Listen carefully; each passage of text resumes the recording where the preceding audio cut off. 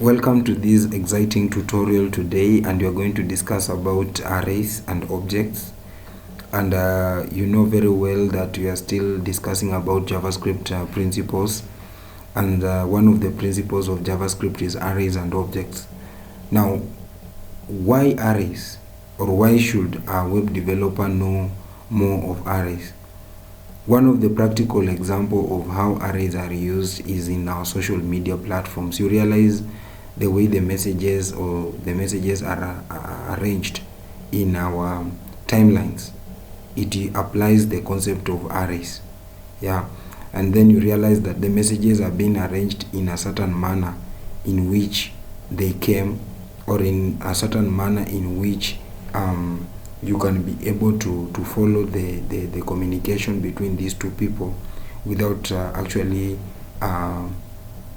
maybe being lost on the way. So through these arrays, it has made possible for us to be able to use our social media platforms effectively.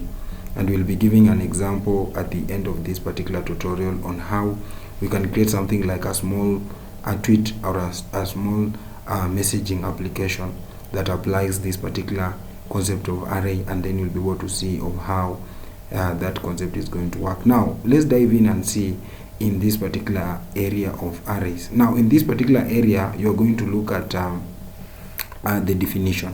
So when you talk about an array, basically is a collection of related data. So when you say collection of related data, basically you mean the data that has the same data type. So it is not possible for you to create an array of elements that have different data types. So it requires that all these elements should be of the same data type. Now another thing is that every time you talk about arrays works with what you call the index numbers, and most of the time when you are dealing with an array, you will always start with the first value in your array is supposed to be given an index of 0. Now that is the first memory location that is given to an element in an array. That's why we say we have index 0 as we go up. Now declaring an array, in JavaScript we have got two ways to declare an array. So you can declare an array by using this particular syntax, whereby you start with the keyword var, and then followed by the array name, and then equal sign, and then you say new, and then you say array, and then you have the opening and closing bracket or parenthesis. Now in this particular case, I'll just try to explain this, that when you talk about new basically is a keyword that implies that you're creating a new array object. So this new keyword implies that you're creating a new array object. Now the array with the parentheses, it is but a constructor because it is used to construct an object in the memory. So this just try to tell you that we are creating a constructor in our memory, okay, of which is an array. Okay, so in this particular case down here, we can see we have an example of an array. We are saying that a var, of which var is a keyword, followed by the name of the array, which we call it max, equal sign, then new, then array keyword. So these two keywords implies that this one I'm creating a new array object, and then this means is a constructor that enable you to be able to construct an object in the memory. Now for example, the second one, maybe the second type, before maybe we give an example, is that we have got the var, okay, followed by the array name, equal sign, new array. But the only difference between the first one and the second one, with this one you are going to indicate how many times or how many values are we going to expect. The first way to create or to declare an array is that it is not specific how many items you are going to get or how many items you are expecting. Now for example, in your Twitter feed or your social media feed, you don't know how many messages you are going to get. Therefore it is important that you can be able to apply this. Okay, so this one is open. You are not going to limit, it's not fixed. So this one is most recommended because it is not fixed in any way. Yeah. Now this one, you can see we have an example here and we're giving it a value of 5. This means that you have a fixed number of items that are going to be entered in this particular array. Now you can populate an array with the data. So populating an array with the data basically means storing data into an array. Yeah. Now there is a very simple way to go about it. First of all, you need to start with the array name followed by the index. Where exactly is that particular location? That's what we call an index. It gives us the correct location where we are supposed to store this data, and then give us what data do you want to store there. So give us that data. Yeah. So this is just a syntax of how you can go to store data into your array. Yeah. So we'll have an example just in a few minutes on how you can go to do that. And here we have the description of what I've just been talking about. I've talked about the array name, say that this is the name of the array. We have talked about the index, basically is where you want to store, or the location where you want to store the value, and then now the value itself, where the value that you want to store will be using the word value. Now here we have got the example of that, what I've just been able to explain, how to populate. Now we have got max, and then we have got the index 0. In the index 0 we want to store 40. Then in the index 1 we want to store 51. Now declaring and populating an array at the same time, it is also possible in JavaScript, whereby you just need to ensure that you have got the variable, the var, followed by the array name, then new, then array. Now in this parenthesis, you are going now to declare, or you are supposed to enter those array elements. Yeah. So all those that you want, and all the array elements that you're going to use, make sure that you have been able to enter in this particular parenthesis inside here, so to show that these are the values, or these are the items that I'm going to work with in this particular array. Okay. Now let's just go to our VS Code and try to write a program on how all this can be implemented. Okay.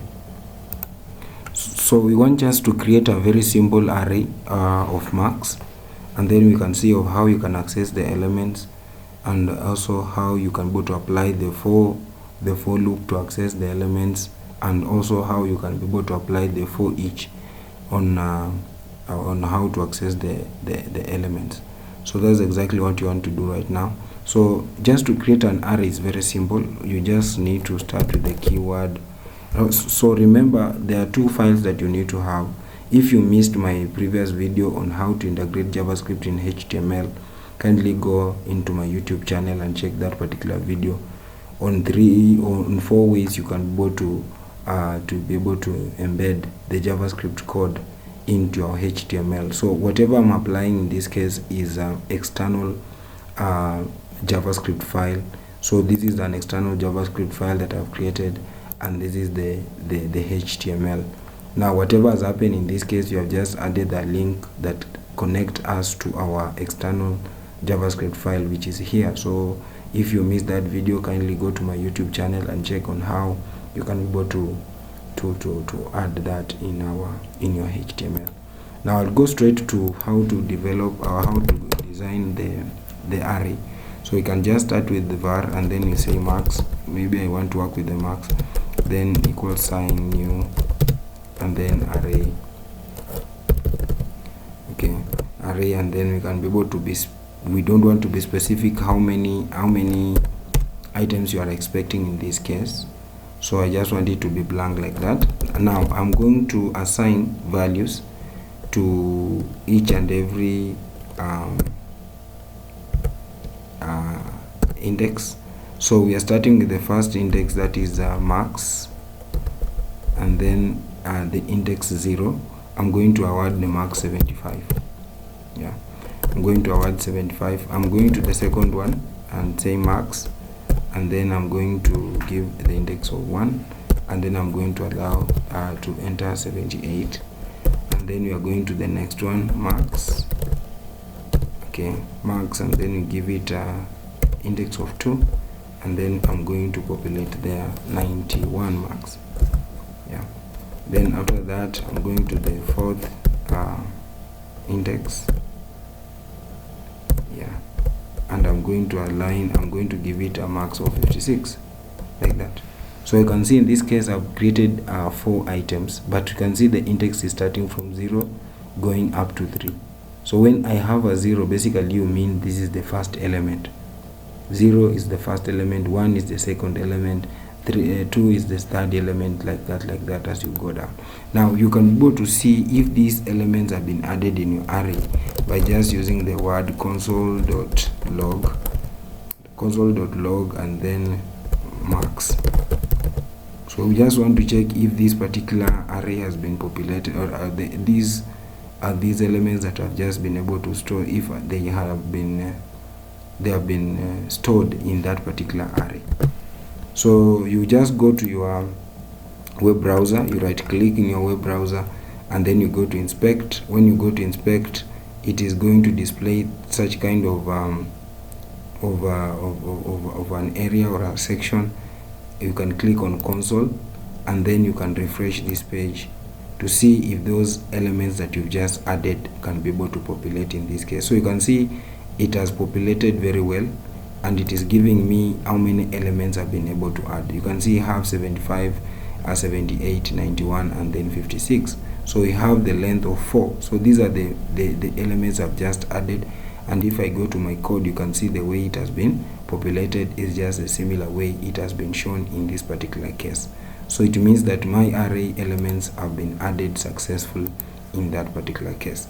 Now, sometimes you want to access these particular elements, but you want to use maybe a for loop. Yeah, you just want to use maybe a for loop so that you can access these elements. So you can just create a for loop. So I'm going to use a for loop to access this element. So I'm going to say for, and then I say let I. So I was talking about what is the meaning of the word let in my previous video. So if you missed my video on JavaScript syntax and basics, kindly go there. There are 3 ways, there are 3 types of variables. We have talked about var, we have talked about let, and then we talked about const. So all these are these are forms of variables that can be used in JavaScript. So you should be able to know how it is going to be applied. So we say let I is equal to 0, and then we say I is less than max dot length. So what is happening in this case, that it depends with the length of the array. So max or array name stroke length, basically this is a property or a method that gives you the number of items that are there in your array. Yeah, it gives you the number of items that are there in your array. Okay, now the next thing that you are supposed to have is I++. Okay, then after doing that, you just open the curly bracket. You open the curly bracket, and then you just say console.log, and then you can just say there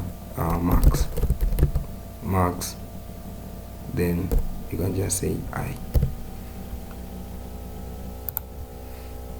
Good. Now this I is going to serve as our counter. So remember, we're starting from 0, so this is our counter. So if it is 1, it is the first one, it will be max 0, then it will display to us the marks that have been stored there. If it is max 1, it is going to display to us the marks that has been stored there. So let me save this, and then just refresh my page. Let me just refresh my page here. You realize that that is exactly what I've been talking about. You can see in each and every marks, each and every index, 75 has been stored in the first index, that is 0.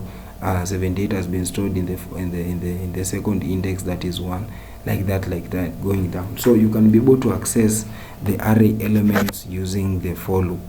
Okay, and then you can as well be able to use the for each. So for each basically is a function that enable you, a function that is executed in each and every element. And inside the for each, we have what we call a callback function. So a callback function is the one that controls the how these elements are going to be accessed. Yeah. So for example, in this case, if I can apply the for each, I can just say that max marks dot for each, marks dot for each, and then inside there I need to have my my callback my callback function, that is the mark, and then I'm supposed to assign that to the opening curly bracket and then console.log, and then I put the mark inside there. Yeah. So if I do this, okay, if I do this and I save this and then I try to refresh my page, I should be able to get that. You can see there is an error there, and they are saying that the syntax error okay, in line 13, in line 13. So we have a syntax error in line 13, and the reason here is that you have a syntax error in line 13. So if I go to line 13, so line 13 we have got a syntax error, and the syntax error is there. So we have got marks. Instead of marks, I've used the word mark, so I'm going to put that marks there, and then let me save this, and then let me try to refresh this. Okay, there is also still an error in this particular case. Okay, so they are giving us where exactly the error is. So you can see we have uncaught. Okay, we have they're saying that the arrow function parameter list is not there. Yeah, so we have got that error there. Okay, so let me go to my code again and then check. Okay, here I've seen there is an error. There is an error here that if I'm supposed to use this format, there is an error here. So there is a okay, so there's something that we need to add in this case. We need to have a bracket, the opening bracket for the callback function. Then this is supposed to be marks. Yeah, so we have that, and then at the end here, because this is the beginning of that particular function up to this particular point, so basically you are supposed to put a closing bracket and then that comma. So this means that if I do like this one was missing, the first one. You can see here we have got a callback. You see we are saying that callback function, a function that accepts up to 3 arguments. For each calls the callback function one time for each element in the array. So they are giving us what is really happening in this case. So when you have for each, then you are supposed to open the parentheses. You have the opening bracket and then the closing bracket here, and then inside there we also have this particular array, array name called marks, and then we are going to visit, or we are going to access each and every element in each and every cycle that we make in this particular case. So if I save this and then me go back to my code and then I refresh it, boom, there we have it. So we have the code running, and then you can see the marks has been populated, successfully in this particular case. So that is it about that. Now there is also another way you can be able to apply the same but now having the function keyword. So in this case we just say marks dot for each, marks for each, and then you have the opening bracket, and then you just say function. So make sure that that keyword function is in there, and then you have got marks inside there. Yeah. And then you need to have the opening curly bracket, and then you press enter, and then you have console.log, and then you have marks inside there. Okay, so by so doing, and then you also make sure that you end with a semicolon down here. This also will give you the same output that you have just seen in this case. Boom, there we have it. So these are some of the ways you can be able to apply in order for you to be able to access your elements, yeah, in your array. Yeah, so that is it about that particular part. So when you have got such kind of an exercise, maybe you have been given maybe on an exercise on how you can go to create an array, or you can be able to follow this particular tutorial and make sure that you can be able to see on how you can be able to store elements, or how you can be able to initialize values on your array, and how you can be able to use the for loop and the for each to access each and every element in your array. So thank you so much for listening and watching this particular video. Kindly click on the subscribe button and also turn the notification button on, so that when I create the next video, you will be informed. Bye bye for now.